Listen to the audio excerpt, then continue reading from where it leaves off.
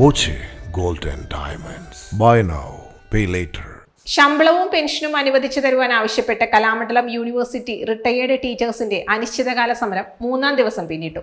Kalamandalam A Rajan ഉദ്ഘാടനം ചെയ്തു. നമ്മുടെ ഈ സമരം 3-ാം ദിവസത്തിലേക്ക് കടന്നു. നാളെയും മറ്റന്നാളും ശനിയും ഞായറുമാണ് സെക്കൻഡ് സാറ്റർഡേ. ഇവിടെ ഓഫീസ് പ്രവർത്തിക്കുന്നില്ല, ഞായറാഴ്ച ഓഫീസ് പ്രവർത്തിക്കുന്നില്ല എന്നുള്ളത് കൊണ്ട് തന്നെ ഞങ്ങള്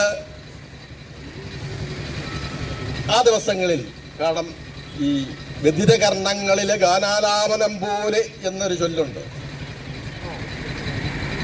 അപ്പോൾ ഇവിടെ ആരും കേൾക്കാനില്ലാതെ നമ്മൾ ഗാനം ആലപിച്ചിട്ടൊരു കാര്യമില്ലല്ലോ. അതുകൊണ്ട് സമരം അനിശ്ചിതകാലം തിങ്കളാഴ്ച വീണ്ടും ശക്തമായി തന്നെ തുടരുന്നതാണ്. ഇന്നിവിടെ സമരം ഇവിടെയാണ് എങ്കിൽ ഞങ്ങളുടെ ദ്രുതകാല സമരം സെക്രട്ടേറിയറ്റ് പടിക്കലേക്ക് മാറും.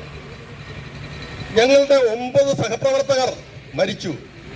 തിങ്കളാഴ്ച ഈ പന്തലിൽ 9 പേരുടെയും ഫോട്ടോ ഞങ്ങൾ വച്ച് അവരെ ഹാരമണിയിച്ചുകൊണ്ട് അവിടെ രക്തസാക്ഷി മണ്ഡപത്തിൽ ഞങ്ങൾ പുഷ്പാർച്ചന നടത്തിക്കൊണ്ടാണ് ഞങ്ങളുടെ തിങ്കളാഴ്ചത്തെ സമരം ആരംഭിക്കുന്നത്.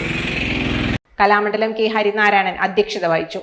Kalamandalam Balan, K V Jagathi, Kalamandalam P V ഈശ്വരനുണ്ണി, general secretary Kalamandalam S Gopakumar, Kalamandalam P N Girija തുടങ്ങിയവർ സംസാരിച്ചു.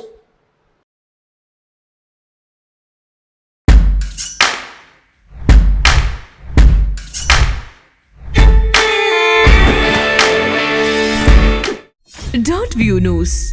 കാഴ്ചകളാണ് ലോകം. കണ്ടു തുടങ്ങുക.